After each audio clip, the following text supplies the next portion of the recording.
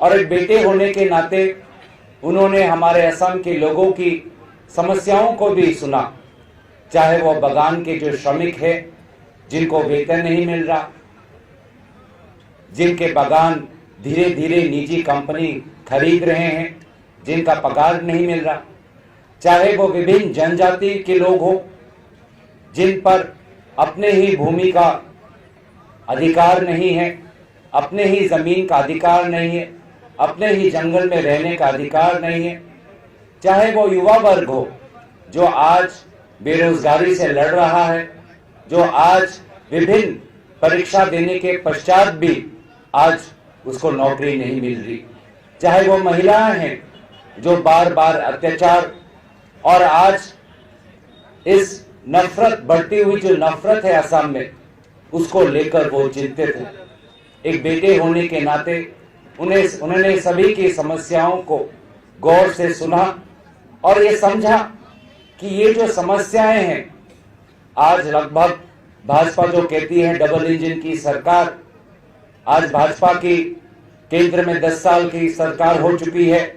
यहाँ पे लगभग 8 साल की सरकार हो चुकी है। इसके पश्चात भी जो इतने समस्याएं हैं, इन सारे समस्याओं के पीछे कारण यही है कि भाजपा लोक शक्ति की नहीं, भाजपा नफरत यहाँ पे फैलाकर स्वयं को कैसे और तन धन से और मजबूत कर सकती है, सशक्त कर सकती है, उसी में उनका मन लगता है, उद्देश्य है। चारों तरफ नफरत और घृणा की एक वातावरण को वो बनाते हैं, चाहे वो उनके केंद्र सरकार के मंत्रियों के द्वारा हो, चाहे असम के मुख्यमंत्री के द्वारा हो। और जब यहाँ पे लोग आपसी भाईचारा के विपरीत विभाजन के माहौल में जीते हैं, तो धीरे धीरे हमारे लोगों का आज विभिन्न प्रकार से आर्थिक संकट पड़ रहा है। आज बागान के श्रमिक देख रहे हैं कि बागान का मालिक हिमंत बिश्व शर्मा, आज लोग देख रहे हैं कि जिस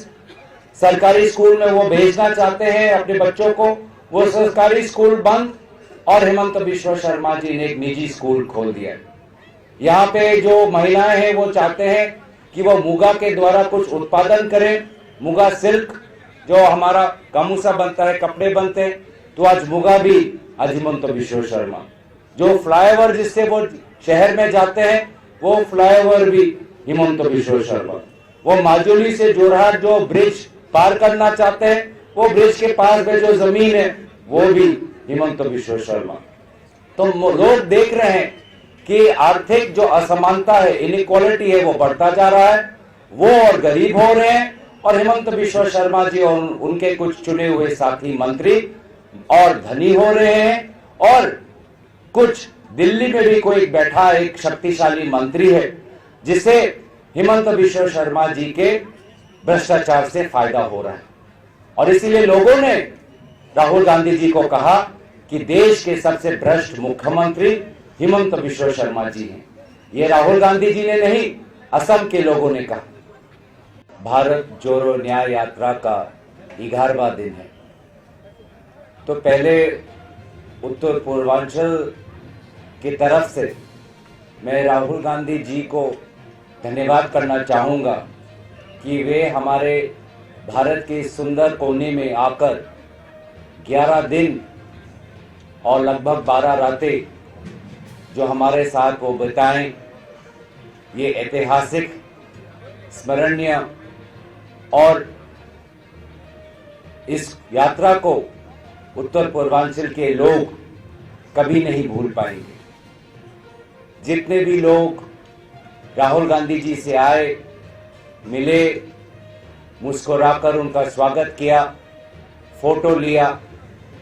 उनके जीवन में ये एक बहुत सुनहरा पल है जो मुझे लगता है कि उन्हें हमेशा याद रहेगा। असम में ये 7वां दिन है, और असम में आकर उन्होंने जिस प्रकार से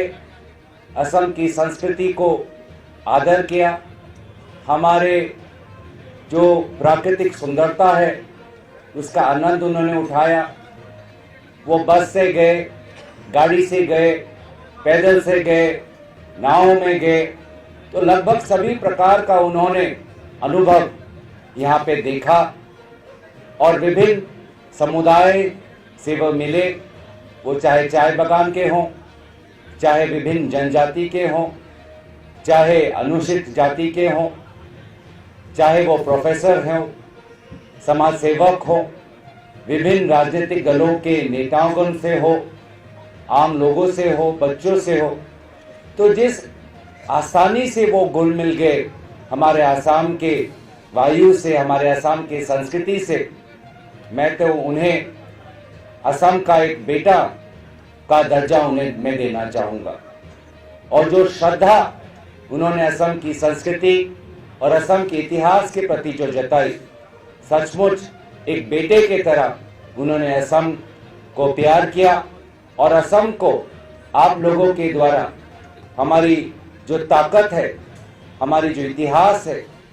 उसको प्रकाशित किया। इससे बढ़िया शायद हमें असम का एम्बेसडर या दूत शायद नहीं मिल सकता। और इसीलिए मैं उनका दोबारा आभार प्रकट करूंगा। लेकिन इस भारत जोड़ो न्याय यात्रा का अगर मैं समझूं तो सबसे बड़ा प्रभाव क्या पड़ा, तो यही पड़ा कि इन्होंने, इस यात्रा ने लोगों को ताकत दी। क्योंकि आपने खुद ही देखा मीडिया के दोस्तों ने कि किस प्रकार एक दहशत का एक वातावरण यहाँ की सरकार असम में खड़ी कर चुकी है। अगर सरकार के विरुद्ध कुछ कहोगे तो बैरिकेड, FIR, धमकी, इंटिमिडेशन, पुलिस, इस प्रकार का यहाँ पे डर का एक वातावरण और दहशत का एक वातावरण यहाँ की बीजेपी सरकार और मुख्यमंत्री हिमंत बिश्व शर्मा बना रखे हैं। लेकिन अगर सबसे बड़ा प्रभाव है इस भारत जोड़ो न्याय यात्रा को कि राहुल गांधी जी की निडरता को देखते हुए, राहुल गांधी जी के बुलंद आवाज को सुनते हुए आज असम के लोगों को ताकत मिला है कि वो अपने हक की लड़ाई स्वयं लड़े।